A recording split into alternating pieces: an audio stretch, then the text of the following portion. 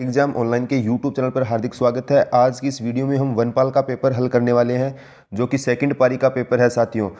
ये इसमें हम करंट अफेयर से संबंधित भी क्वेश्चन करेंगे और ज्योग्राफी, कल्चर, जिससे हिस्ट्री से संबंधित जो भी क्वेश्चन है उनका हल करेंगे और आगामी एग्जाम में किस प्रकार के क्वेश्चन पूछे जा सकते हैं। ये पेपर आप जरूर कंप्लीट कीजिए और देखिए आपके कितने क्वेश्चन सही हो पा रहे हैं। इसके अंदर करंट अफेयर के क्वेश्चन बहुत ही ज़्यादा अच्छे क्वेश्चन पूछे गए हैं, तो आपके आगामी एग्जाम में करंट अफेयर से संबंधित आपको टॉपिक पता चलेंगे, किस प्रकार के टॉपिक आपको पढ़ने हैं। वीडियो को अपने दोस्तों के साथ शेयर करें, लाइक एंड कमेंट करें। हमें जो साथी चैनल पे नए हैं वो चैनल को सब्सक्राइब कर बेल आइकन को प्रेस करें ताकि उनको लेटेस्ट नोटिफिकेशन मिलते रहें। राजस्थान में झुंझुनू जिले में खेतरी तहसील के किस गांव से ऐसे से लोहा बनने की भट्टियों के अवशेष मिले हैं। अब हमसे क्या झुंझुनू जिले का पूछ रहा है, तो आप सभी को पता होगा झुंझुनू जिले में सुनारी आ जाएगा, तो इसके लिए राइट आंसर क्या रहेगा, सुनारी रह जाएगा। झुंझुनू जिले में खेतरी तहसील के किस गाँव का पूछा गया, सुनारी गाँव में लोहा बनाने की भट्टियों के अवशेष मिले हैं साथियों। नेक्स्ट क्वेश्चन देखते हैं। हम जहाँ जहाँ पर क्वेश्चन में व्याख्या की आवश्यकता है वहाँ क्वेश्चन की व्याख्या भी करते चलेंगे। अगर आपने अभी तक शॉर्ट नोट्स वाली वीडियो नहीं देखे तो एग्जाम से पहले एक बार वो जरूर देखिए आप। और कन्फ्यूजिंग फैक्ट पे हमने वीडियो बना रखा है, उससे आप देखोगे, नदियों से संबंधित कन्फ्यूज फैक्ट पे वीडियो था, तो उससे देखोगे आप, एक सिर्फ ये 5 मिनट का वीडियो था वो, उससे क्वेश्चन पूछे गए साथियों, तो आप जाकर वो जरूर देखिए। एक जिला एक उत्पाद ओडीपी कार्यक्रम के तहत जयपुर से पूछा गया है हमको, तो निम्नलिखित में से किस उत्पाद को चिन्हित किया गया है। एक जिला एक उत्पाद ओडीपी कार्यक्रम के तहत जयपुर के निम्नलिखित में से किस उत्पाद को चिन्हित किया गया है, आपको यहाँ पर बताना है। इस क्वेश्चन के लिए राइट रहेगा ब्लू पोट्री को। किसको चिन्हित किया गया है, ब्लू पोट्री को चिन्हित किया गया है साथियों। सॉरी। नेक्स्ट पे चलते हैं। चांदी के आभूषणों की तारकसी के लिए राजस्थान का कौन सा स्थान प्रसिद्ध है साथियों। जैसा कि हमने प्रीवियस वीडियो में डिस्कस किया, यानी कि फर्स्ट पारी का जो पेपर हमने डिस्कस किया था, उसमें मैंने आपको बताया था कि चांदी के आभूषणों की तारकसी के लिए कौन सा स्थान प्रसिद्ध है। चांदी और सोने का मैं दोनों आपको वहां पर बताए थे, तो इसके लिए राइट रहेगा नाथ द्वारा। राइट क्या हो जाएगा, चांदी के आभूषणों की तारकसी के लिए तो नाथ द्वारा प्रसिद्ध है। वहीं आपसे सोने की पूछी जाए तो प्रतापगढ़ होगा, ये सोने वाली हो जाएगी। ये सोने की मीनाकारी है, थेवा कला पूछ ले तो ये हो जाता है, थेवा कला ये हो जाएगा। सोने की मीनाकारी, मीनाकारी की थेवा कला तो प्रतापगढ़ करोगे, और चांदी के आभूषणों की पूछ लिया तो राइट आंसर नाथ द्वारा हो जाएगा। नेक्स्ट पे चलते हैं। विजय सिंह पथिक ने राजस्थान केसरी का प्रकाशन प्रथमतः कहाँ से किया। यहाँ पर आपको ध्यान रखना है, इनिशियली कहाँ से स्टार्ट किया, यानी कि फर्स्ट ऑफ ऑल कहाँ से शुरू होता है वो साथियों आपको ध्यान रखना है। 1920 में वर्धा से शुरू होता है। कब होता है, 1920 में वर्धा से शुरू होता है। फिर ये कालांतर में अजमेर से निकाला जाने लगता है, बाद में जो आगे चलकर है ना, अजमेर से निकाला जाने लगता है बाद के अंदर। पहले आप ध्यान रखोगे वर्धा आएगा। इस क्वेश्चन के लिए राइट आंसर वर्धा हो गया। इसके अलावा इसका नाम जैसे 1921 में आकर इसका नाम चेंज कर दिया जाता है। किसका, राजस्थान केसरी का ही नाम चेंज हो जाता है। क्या हो जाता है, नाम ध्यान रखोगे आप, नवीन राजस्थान के नाम से ये निकाला जाने लगता है। ये ध्यान रखना, नवीन राजस्थान के नाम से निकाला जाने लगता है। उसके बाद इसको ना 1923-28 में फिर से चेंज अपडेट करते हैं आप। 1923-28 में आप ध्यान रखोगे तरुण राजस्थान के नाम से निकाला जाता है। 1923 से 28 तक ये तरुण राजस्थान के नाम से अजमेर से निकाला जाता है। कहाँ से, अजमेर से निकाला जाता है। ये पॉइंट आप ध्यान रखोगे, अजमेर से निकाला जा रहा है तरुण राजस्थान के नाम से 1923-28 के मध्य। इसके बाद आपको जैसे 1928 के बाद की बात आएगी ना, 1928 के बाद में मैं आपको कह रहा हूँ ये बयावर से निकाला जाता है। 1928 के बाद कहाँ से निकाला जा रहा है, बयावर से निकाला जा रहा है साथियों। चलते हैं हम नेक्स्ट क्वेश्चन की तरफ। पोमचा आपसे पूछा गया है। पोमचा क्या है, पोमचा साथियों रंगाई की शैली होती है। पोमचा क्या होती है, रंगाई की शैली होती है। आपने सुना होगा पीला पोमचा, गुलाबी पोमचा। पीला पोमचा पुत्र जन्म पर पहना जाता है। पीला पोमचा कब पहना जाता है, पुत्र जन्म पर पीला, और पुत्री के जन्म पर गुलाबी पोमचा पहना जाता है साथियों। नेक्स्ट पे चलते हैं। वागड़ी राजस्थान के किस क्षेत्र में बोली जाती है। वागड़ी बोली का आपको कह रहा है, इससे आपको ध्यान आना चाहिए। एक तो आप ध्यान रखोगे वागड़ प्रदेश किसे बोलते हैं, वागड़ प्रदेश में ही वागड़ी बोली जाएगी। सॉरी, वागड़ प्रदेश में वागड़ी बोलेंगे तो वागड़ प्रदेश में डूंगरपुर बांसवाड़ा आता है। राइट आंसर क्या हो जाएगा, डूंगरपुर एवं बांसवाड़ा के अंदर वागड़ी भाषा बोली जाती है।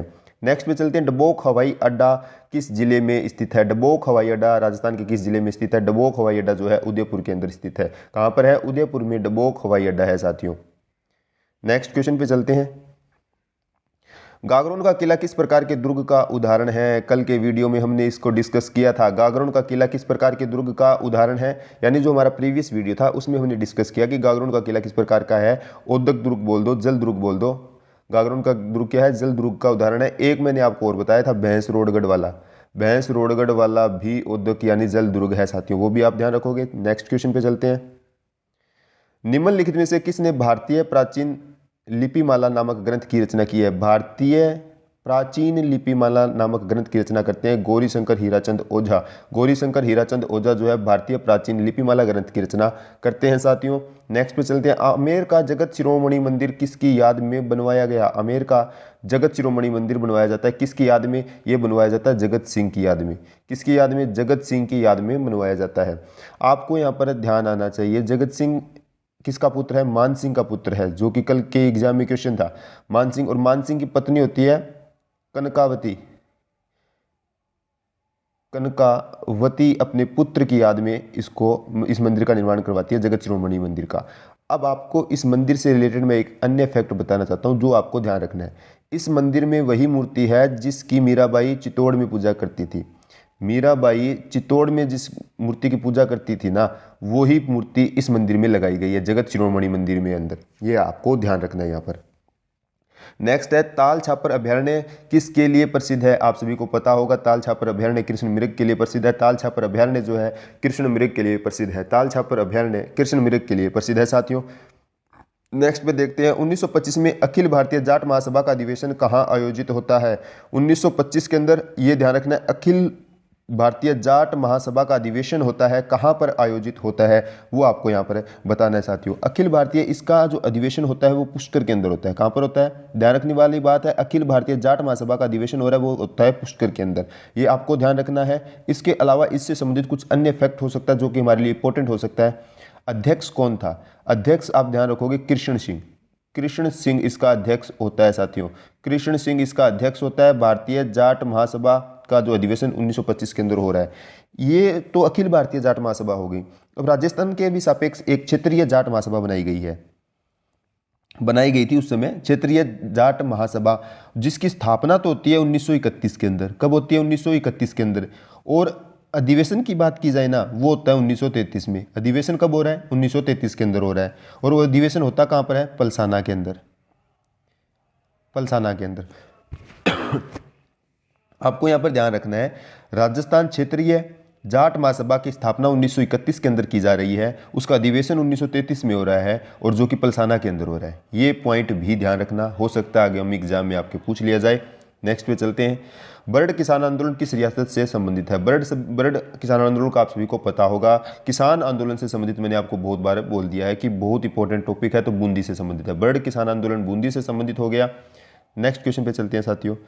प्रति लीटर की प्रोत्साहन राशि मुख्यमंत्री दुग्ध उत्पादक संबल योजना, कितने रुपए की प्रति लीटर प्रोत्साहन राशि मुख्यमंत्री दुग्ध उत्पादक संबल योजना?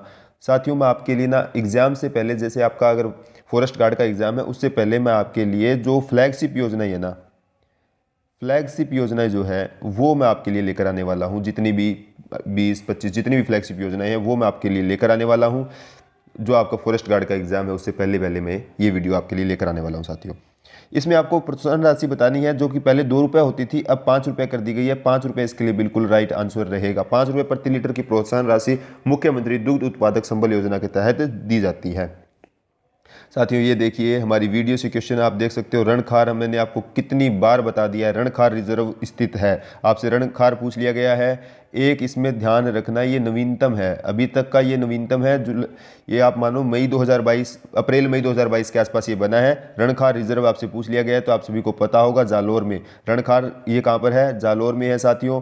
आप सभी को ये भी याद आ रहा होगा रोट्टू सबसे छोटा है, रोट्टू सबसे छोटा है। और शाहाबाद के जंगल मैंने आपको बताया था, उसके लिए मैंने आपको जो फैक्ट थे उसका एक इमेज, एक फ़ोटो आपके लिए टेलीग्राम चैनल पे भी अपलोड की थी। अगर आपने टेलीग्राम चैनल ज्वाइन नहीं किया तो आप वो जाकर ज्वाइन कर सकते हो। उस पर आपको कुछ अन्य फैक्ट होते हैं, इंपॉर्टेंट जो फैक्ट रहते हैं, या कुछ क्वेश्चंस में सुधार या कुछ चेंजेस जो होते हैं वो मैं आपको वहाँ पर बता देता हूँ। तो आप टेलीग्राम चैनल को जरूर ज्वाइन कर लें। शाहाबाद के जंगल जो है 12 के अंदर है। शाहाबाद के जंगल जो 12 के अंदर है वो सबसे बड़े हैं। अभी हाल ही में जो रिजर्व क्षेत्र वो है, शाहाबाद के जंगल सबसे बड़े हो जाएंगे साथियों।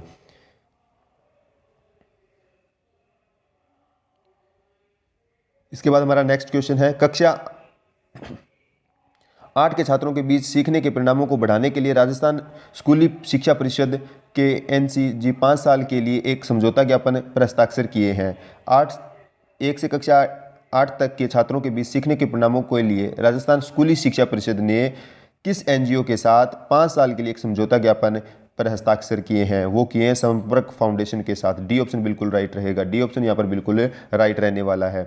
जयपुर के हवा महल कितने मंजिले हैं? जयपुर के हवा महल कितने मंजिले हैं साथियों? हवा महल का पूछ लिया गया है, ये क्वेश्चन भी हमने बहुत बार पढ़ लिया है। हवा महल वाला आप ध्यान रखोगे 5, इसके अंदर जयपुर के अंदर कितने मंजिले हवा महल का है? 5 मंजिले हैं साथियों। ये 1799 ईस्वी में बनाया गया था, 1799 में सवाई प्रताप सिंह के काल में। सवाई प्रताप सिंह इसका निर्माण करवाते हैं, उनके काल में बना है। ये चीज़ें ध्यान रखोगे। अब आपका काम ये रहेगा, इनकी 5 मंजिलों आप कमेंट में टाइप कर दीजिए। 5 मंजिलें आप कमेंट बॉक्स में टाइप कर बता दीजिए साथियों। राज्य सड़क सुरक्षा संस्थान राजस्थान के किस शहर में स्थापित किया जाएगा? राज्य सड़क सुरक्षा संस्थान राज्य के किस शहर में? आप ध्यान रखोगे जयपुर के अंदर। जयपुर के अंदर साथियों राज्य सड़क सुरक्षा संस्थान की स्थापना की जाएगी। नेक्स्ट पे चलते हैं। राजस्थान में वर्क्यूमलाइट कहाँ पाया जाता है? वर्क्यूमलाइट राजस्थान के अंदर कहाँ पाया जाता है, ये आपसे पूछा गया है। वर्क्यूमलाइट जो है साथियों, उसके लिए जो हमारा बिल्कुल राइट आंसर रहने वाला अजमेर रहेगा। वर्क्यूमलाइट अजमेर के अंदर पाया जाता है। वर्क्यूमलाइट अजमेर के अंदर पाया जाता है, ये ध्यान रखेंगे। नेक्स्ट क्वेश्चन पे चलते हैं।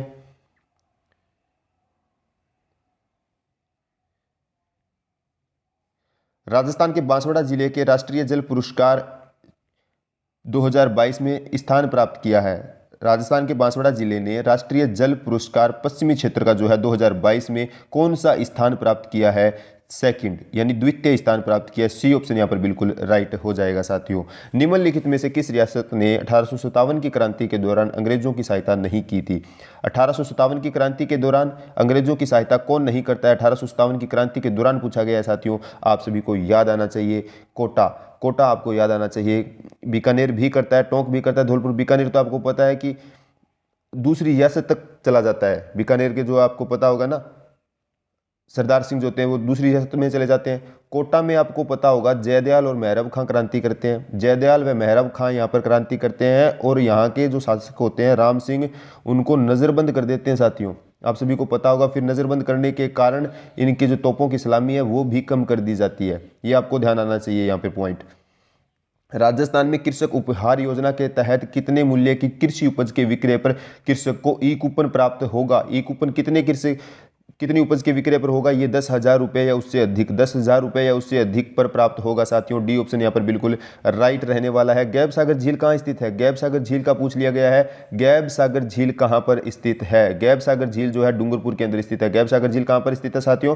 डूंगरपुर के अंदर गैब सागर झील स्थित है। ये भी आप ध्यान रखोगे, बहुत अच्छा क्वेश्चन था साथियों। अब आया है क्वेश्चन, माही सुगंधा फसल की किस्म है। मैंने ये क्वेश्चन आपको बहुत अच्छे तरीके से करवा रखा है। मैंने आपको बहुत बार बोला है ये क्वेश्चन इस एग्जाम में पूछा जाएगा। 1-2 बार मैंने आपको बोला भी है, कमेंट करके इसको बताना था। माही सुगंधा पूछा गया है साथियों। माही सुगंधा जो है वो चावल की किस्म है। माही सुगंधा जो है वो चावल की किस्म है। ये पॉइंट आपको यहाँ पर ध्यान रखना है। अब आपको यहाँ पर बताना है एक चीज़, मैं यहाँ पर बता रहा हूँ आपको। माही कंचन एक आता है, माही कंचन के नाम से एक आ रहा है, एक आता है माही धवल के नाम से। किस नाम से आता है? माही धवल के नाम से। माही सुगंधा आपको पता चल गया होगा। सुगंध आप ऐसे ध्यान रख लो, सुगंध जो है चावल से आती है। सुगंध कहाँ से आ रही है? चावल से सुगंध आती है। अब ये पॉइंट ध्यान रखो कि माही कंचन और माही धवल आ गए। ये किसकी किस्म हो जाएगी? ये हो जाएगी मक्का की। किसकी हो जाएगी? मक्का की ये किस्म हो जाएगी। आप इतना ध्यान रखोगे, माही सुगंधा जैसे आया तो आप या ध्यान रखना है कि सुगंध जो है चावल से आती है। कंचन और धवल जो है मक्का हो जाएगा। कंचन और फिर धवल जो आपको फिर डाउट ही नहीं क्रिएट होगा। जैसे एक माही सुगंधा एक ऐसी है जो कि चावल की है, उसके बाद कंचन और धवल मक्का की है। मैं आपको कह रहा हूँ ये क्वेश्चन एग्जाम में बहुत बार पूछा जाता है, बहुत बार एग्जाम में पूछा जाता है। मैंने आपको बहुत बार ये क्वेश्चन करवा भी दिया साथियों। नेक्स्ट पे चलते हैं। झामर कोटड़ा खाने किसके लिए जानी जाती है? झामर कोटड़ा की खाने जो आप सभी को पता होगा रॉक फास्फेट के लिए जानी जाती है। झामर कोटड़ा की खाने रॉक फास्फेट के लिए जानी जाती है साथियों। नेक्स्ट क्वेश्चन देखते हैं हम। बीकानेर के अनूप सिंह को औरंगजेब ने किस उपाधि से सम्मानित किया था? बीकानेर के अनूप सिंह को औरंगजेब कौन सी उपाधि देते हैं? माही मरातब की। माही मरातब की उपाधि देते हैं साथियों। माही मरातब की उपाधि औरंगजेब अनूप सिंह को देता है। कौन से? बीकानेर के अनूप सिंह को माही मरातब की उपाधि देते हैं। बीकानेर चित्रकला शैली का अनूप सिंह का काल जो है ना स्वर्ण काल भी है, ये ध्यान रखना है, स्वर्ण काल है साथियों।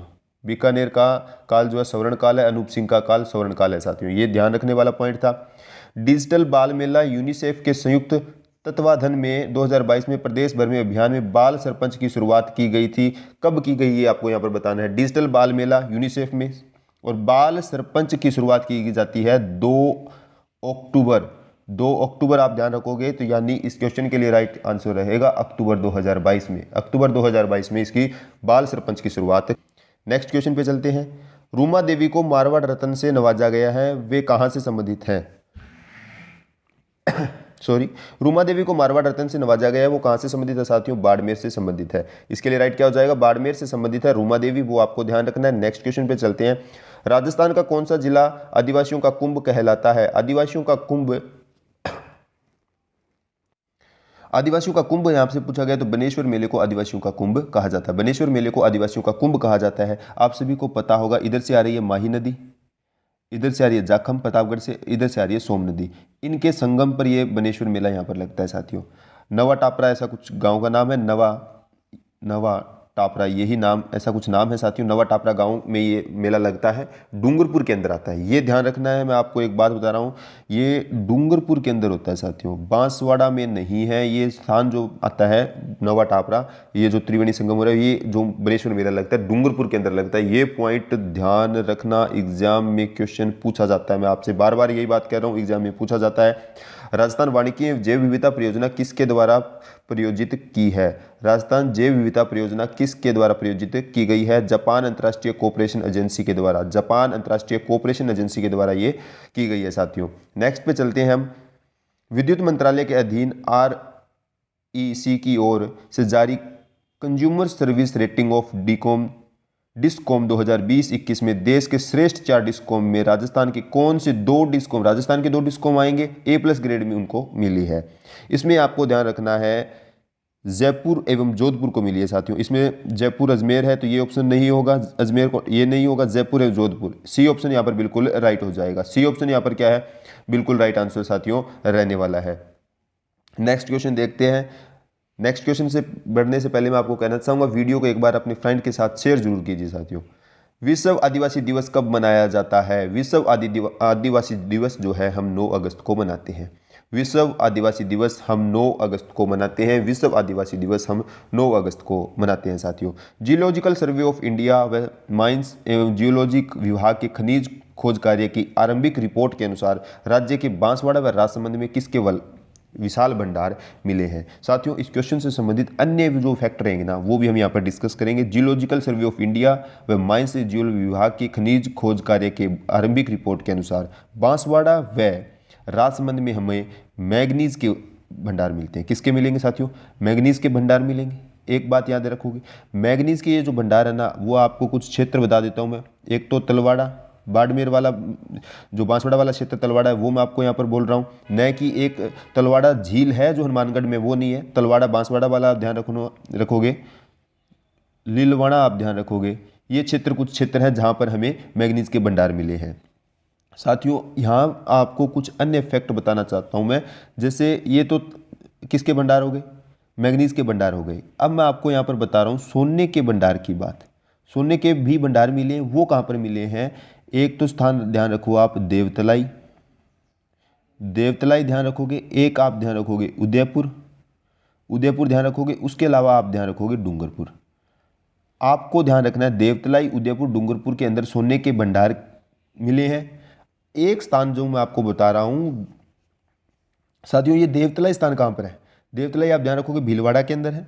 इसके अलावा मैं आपको एक फैक्ट बताने वाला हूं, धूलखेड़ा एक स्थान बता रहा हूं आपको, धूलखेड़ा जापिया, जो कि भीलवाड़ा के अंदर है और लोहा के भंडार मिले हैं साथियों। ये जरूर आप ध्यान रखना है, लोहा के भंडार हमें कहाँ मिल रहे हैं, भीलवाड़ा के अंदर मिल रहे हैं, धूलखेड़ा के अंदर, और भीलवाड़ा के देवतलाई में हमें सोने के भी भंडार मिल रहे हैं। ये पॉइंट आपको ध्यान रखना है, बहुत ही अच्छा क्वेश्चन है, आगामी एग्जाम में ये पूछे जा सकते हैं। नेक्स्ट पे देखते हैं, नाथ प्रशस्ति राजस्थान की किस रियासत से संबंधित है। नाथ प्रशस्ति पूछा गया। नाथ प्रशस्ति, एक लिंग नाथ प्रशस्ति कहाँ पर होगी, मेवाड़ के अंदर। इसके लिए राइट आंसर क्या रहेगा, मेवाड़ राइट हो जाएगा। नाथ प्रशस्ति जो है राजस्थान की किस रियासत से संबंधित है, मेवाड़ से संबंधित है साथियों। और ये लगभग 1000 ईस्वी के आसपास की ये है, 1000 ईस्वी के आसपास की है नाथ प्रशस्ति राजस्थान में। मैं 1000 नहीं कह रहा, 1000 के आसपास की है लगभग, आप ये ध्यान रख सकते हो 971 ईस्वी के आसपास की है, 971 ईस्वी है, मेवाड़ की है नाथ प्रशस्ति, ध्यान रखना। नेक्स्ट क्वेश्चन पे चलते हैं। राजस्थान ऊर्जा विकास एजेंसी की स्थापना किस वर्ष में हुई थी? राजस्थान ऊर्जा विकास एजेंसी की स्थापना 1985 के अंदर, ऊर्जा विकास एजेंसी की स्थापना 1985 के अंदर होती है साथियों, ये भी आपको ध्यान रखना है। राजस्थान में किसान आंदोलन के जनक के रूप में किसे जाना जाता है? राजस्थान में किसान आंदोलन के जनक के रूप में किसे जाना जाता है? आप सभी को पता होगा राजस्थान में किसान आंदोलन का जनक कहा जाता है विजय सिंह पथिक को। विजय सिंह पथिक जो है वो राजस्थान में किसान आंदोलन के जनक है। इनका मूल नाम क्या साथियों? आप सभी को पता होगा, भूप सिंह। भूप सिंह इनका मूल नाम है साथियों। मैंने आपसे पूछा था हवा महल की मंजिलें आपने कमेंट करके बतानी थी। हवा महल की 5 मंजिलें थी, वो आपको कमेंट करके बतानी थी। उसके अंदर जो नीचे की मंजिल आती है उसको हम सर्द मंदिर बोलते हैं, सर्द मंदिर बोलते हैं। उसके बाद रतन मंदिर बोलते हैं, उसके बाद विचित्र मंदिर बोलते हैं, विचित्र मंदिर बोलते हैं। उसके बाद जो ऊपर आएगी वो प्रकाश मंदिर आएगी, उसके बाद क्या आ जाएगी? हवा मंदिर आ जाएगी। मैंने आपके क्वेश्चन का यहाँ पर जवाब दे दिया है। जो ऊपर ही ऊपर की मंजिल है वो 5वीं मंजिल ये हवा हो जाएगी, नीचे की नीचे आ जाएगी सर्द मंदिर। 2 नंबर पे ये आ जाएगी, 3 नंबर पे ये होगी साथियों, 4 पर प्रकाश होगा।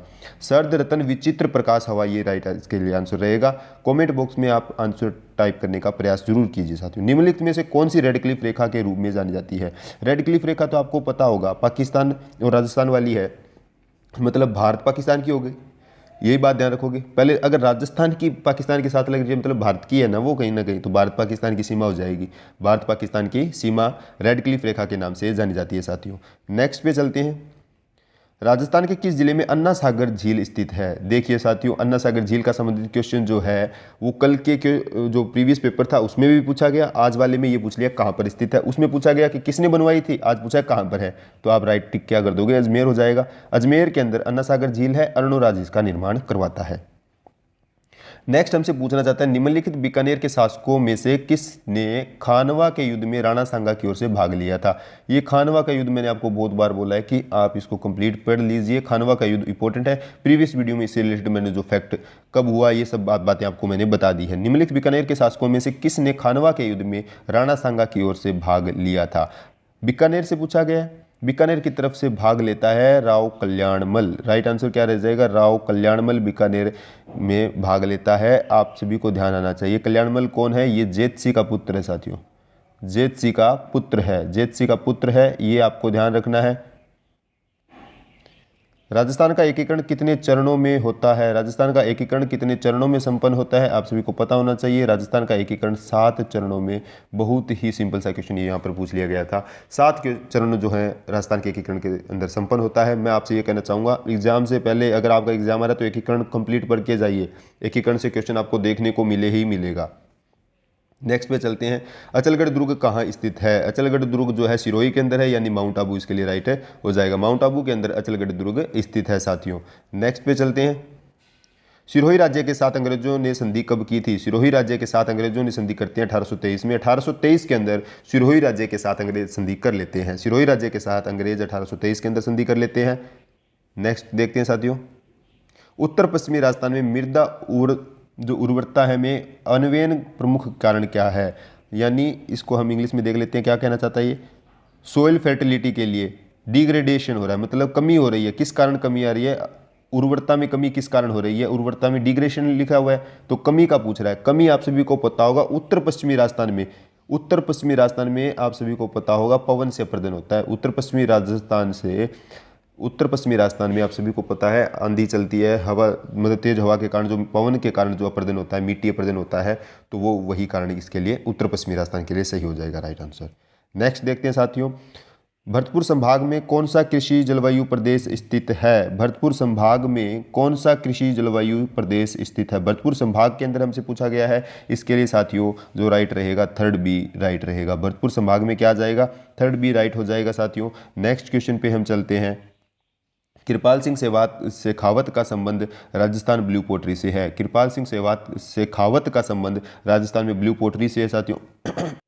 नेक्स्ट क्वेश्चन पे चलते हैं साथियों। नेक्स्ट है, गोविंद गुरु ने भीलों एवं ग्रासियों को किस माध्यम से संगठित किया। गोविंद गुरु जी का क्वेश्चन आपको यहाँ पे फिर से देखने को मिला है। प्रीवियस वीडियो में हमने ये क्वेश्चन डिस्कस कर लिया था। गोविंद गुरु जी संत सभा की स्थापना करते हैं, यानी भील और ग्रासीय जनजाति को इसके माध्यम से संगठित करते हैं। गोविंद गुरु जी जो है, गोविंद गिरी बोला जाता है, गोविंद गुरु भी बोला जाता है, तो संत सभा की स्थापना करते हैं। ये आपको यहाँ पर ध्यान रखने वाला पॉइंट था। त्रिपुरा सुंदरी का मंदिर कहाँ पर स्थित है। जो हमारे प्रीवियस सेकंड वीडियो रहा होगा, हमने पीटीआई के अन्य एग्जाम में इस क्वेश्चन को कंप्लीट डिस्कस किया था साथियों। आप देख सकते हो एग्जाम में रिपीट हो चुका है। मैंने आपको बोला था यही क्वेश्चन मैं आपको फिर कहना चाहूँगा। अगर आपका एग्ज़ाम है उससे पहले आप 2022 के पेपर एक बार ज़रूर देख के जाएँ। आपके आगामी एग्ज़ाम में आपको बहुत ज़्यादा बेनिफिट मिलेगा। 80% के आसपास तक का आपका पेपर कवर हो जाएगा।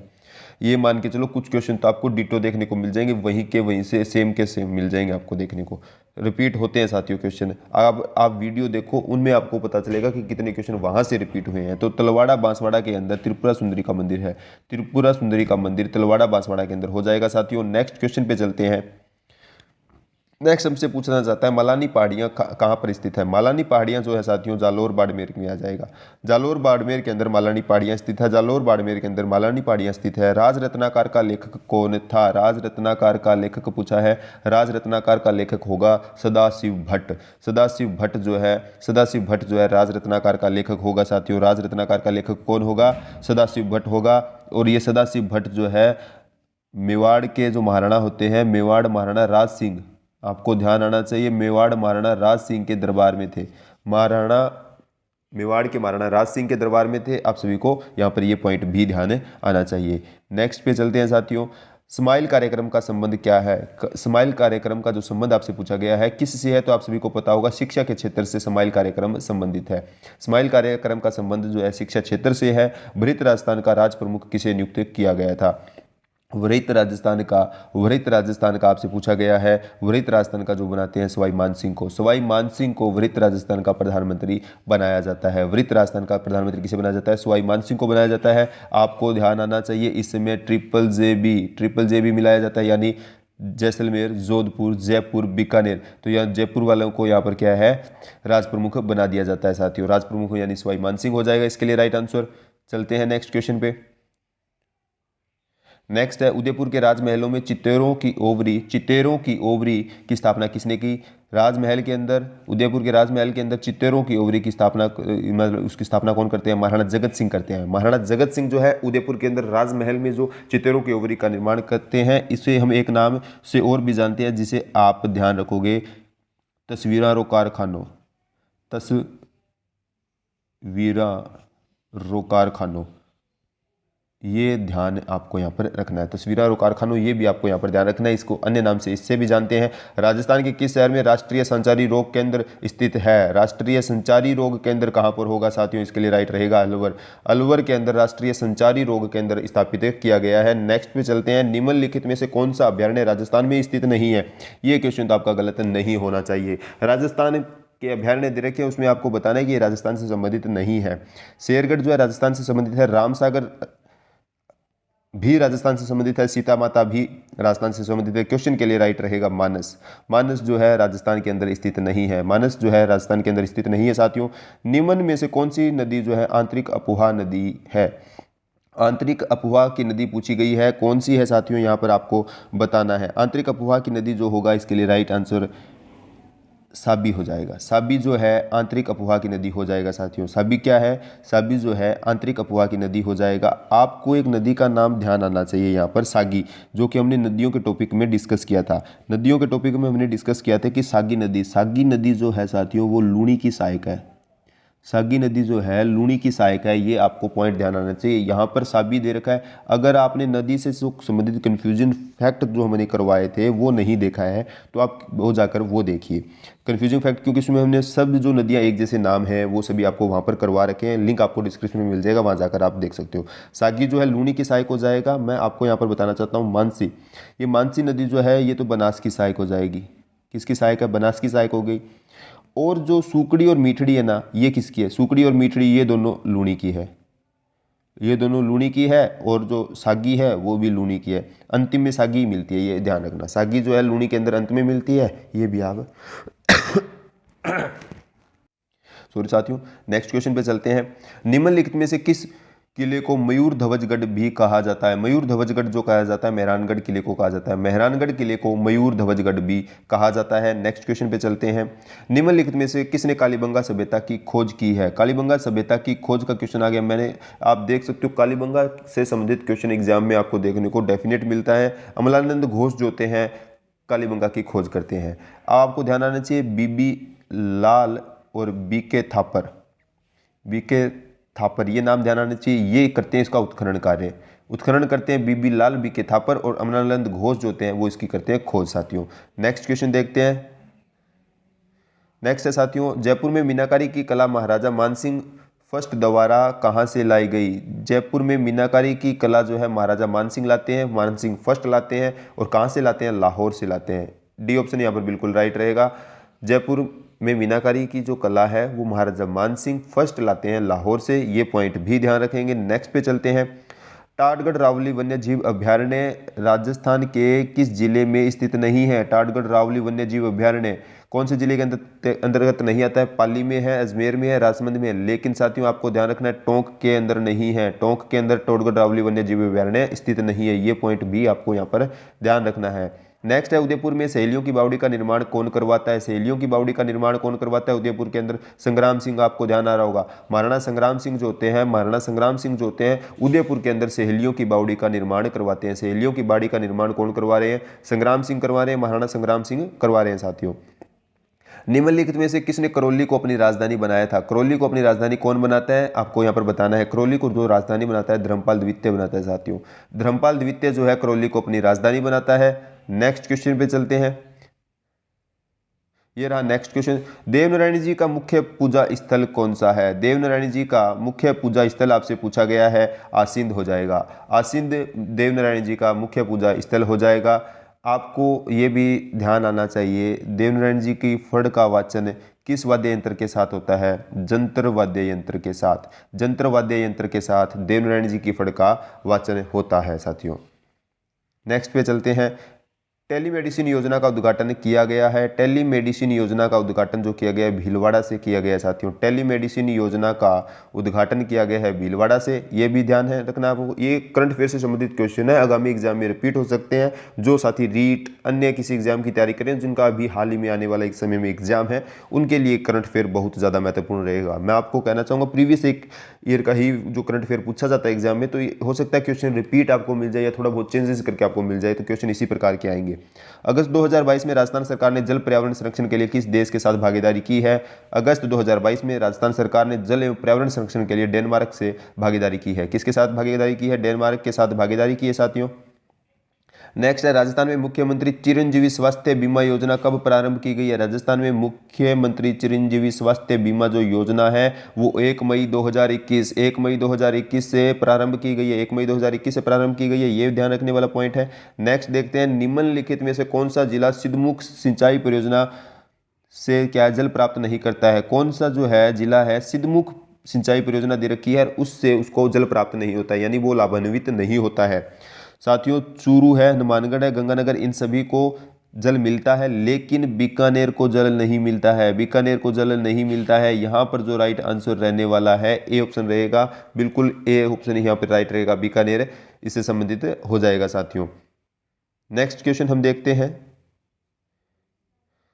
निम्नलिखित में से कौन सा सुमेलित नहीं है? हमको सुमेलित नहीं है वो यहाँ पर देखना है। माही बजाज सागर परियोजना जो है राजस्थान की है और गुजरात की है, ये बात बिल्कुल ठीक है। इंदिरा गांधी नहर परियोजना राजस्थान और उत्तर प्रदेश दे रखा है साथियों, नहीं, ये केवल और केवल राजस्थान की परियोजना है। केवल और केवल इंदिरा गांधी नहर परियोजना जो है ये केवल और केवल राजस्थान की है, यानी ये तो असुमेलित हो चुका है। क्वेश्चन के लिए राइट आंसर हो गया, इसमें उत्तर प्रदेश नहीं होता तो ये क्वेश्चन सही था। इंदिरा गांधी नहर परियोजना केवल राजस्थान की है, ये ध्यान रखोगे। भाखड़ा नांगल परियोजना जो है राजस्थान, पंजाब, हरियाणा की है। भाखड़ा नांगल परियोजना जो है वो पंजाब की है, राजस्थान की है और हरियाणा की है, ये पॉइंट हो जाएगा। नेक्स्ट देखते हैं चंबल परियोजना जो है राजस्थान और मध्य प्रदेश की। चंबल परियोजना किन किन की है? राजस्थान और मध्य प्रदेश की। क्वेश्चन के लिए राइट आंसर हमारा बी ऑप्शन यहाँ पर राइट हो गया। क्वेश्चन के लिए राइट आंसर बी ऑप्शन हो जाएगा।